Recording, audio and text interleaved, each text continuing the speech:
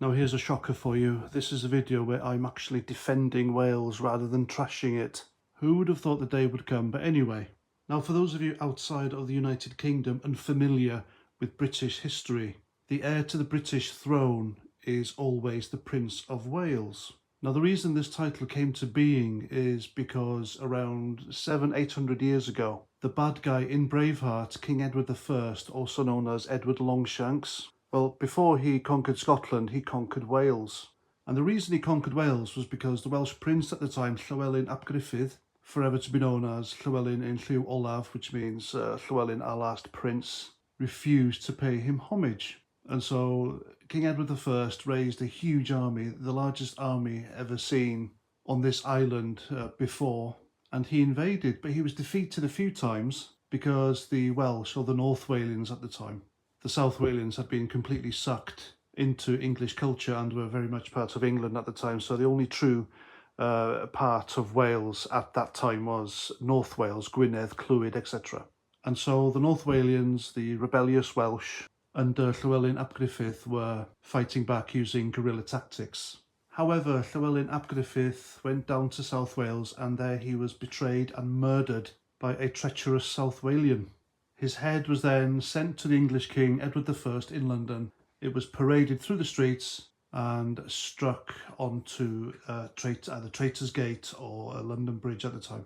Now, understandably, after this, the Welsh peasants were restless, and Edward I didn't really fancy spending more money on a war with them, so what he did was he spent money instead on a ring of huge castles, most of which are still there today, and they are stunning. They are very imposing. They were designed to subjugate the North Walians. And in a further act of appeasement, he had his son born in Carnarvon Castle, and he named him the Prince of Wales. And he decreed that every heir to the throne from then on will be known as the Prince of Wales. It was an act of appeasement. And so the title went on all the way up to Prince Charles, who is now King Charles III, and his son William automatically became Prince of Wales. But there's a problem.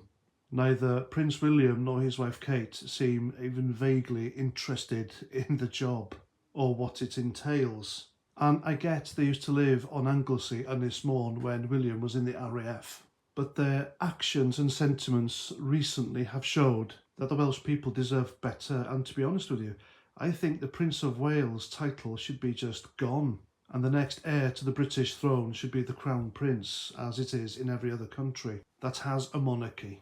Now, there's nothing wrong with Prince William supporting England. He was born in England and he's English, but he's shown no public support for Welsh teams, especially the Welsh international football team going to Qatar later on this month.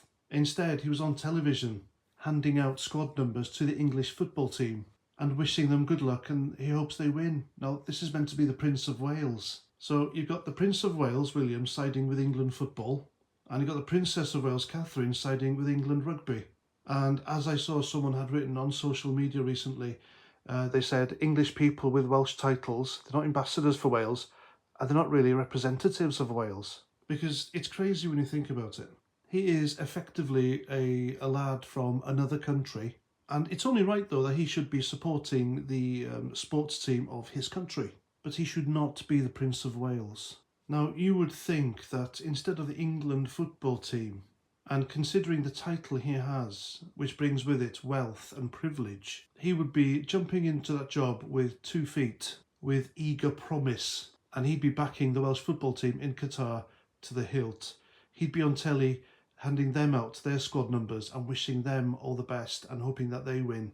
But he didn't. And it's little things like this that push for the Welsh independent movement, and that's why it's growing in numbers. So I think it'll be a good thing for the royal family and Wales if that historic title was just eradicated, got rid of, because it really is an insult to the Welsh people. So there we go. What do you think? Should we have a Prince of Wales title, or should we get rid of it? Let me know. And that's that. So until my next video, take care of yourselves, and Roger Trout.